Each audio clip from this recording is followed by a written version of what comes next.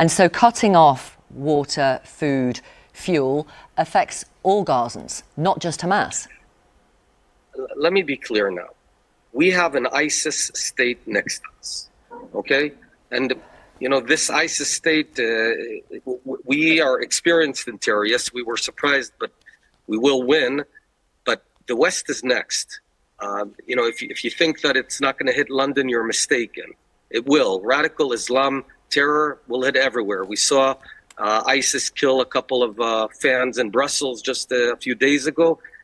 You're next. So we're fighting a war that ultimately needs to and will defend the rest of the world from radical Islam. I understand that. Now, I understand that. We're focused, and here's what we're doing on the humanitarian side.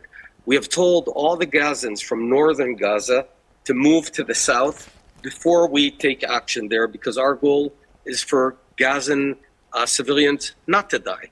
We deliberately go out of our way to prevent that from happening as far as we can. The problem is that Hamas, ISIS, is using them as human shields. Right. Our big lesson is that we're going to defend ourselves. Sure, I understand that, and I hear your words very, very clearly. You will know that the head of the UN and many others have said wars have rules. And forgive me if I quote some of the Geneva Convention to you.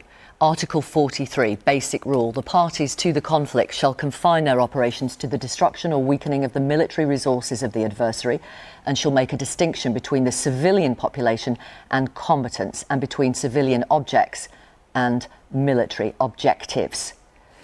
So That's exactly what we're doing. That's exactly why we are allowing the civilians to evacuate before pounding them. We're doing the opposite. It's not exactly what you're doing. No, wait, you asked the question.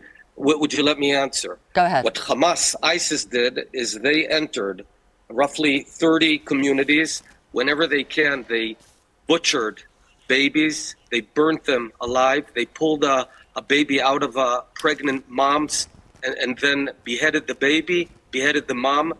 They raped young girls. This is what we're dealing with.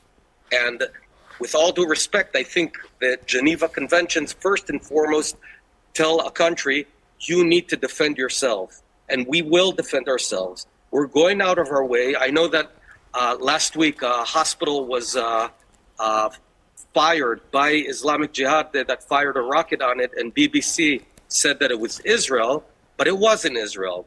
And I understand that BBC has taken a side of on the Gazan side, because all your questions are only about the Gazan civilians. That's not true. You haven't asked one question. That's not you haven't true. asked one question about those children. From the very beginning of this interview, just are asking me about them. Mr. Bennett, it seems that that is you not cared true. little about our side. Oh, it is. Mr. Bennett, I began by talking about the hostages. And what I'm asking you about now is... No, I'm not talking about the hostages. I'm talking about the babies that were murdered. And you keep on caring only about one side, but that is the BBC way. But let me tell you something. We're here protecting you. We don't need your protection. And if you think there's a balance here between two equal sides, then you are lacking moral clarity. And BBC, I must say, is lacking moral clarity. What you guys did last week, shame on you.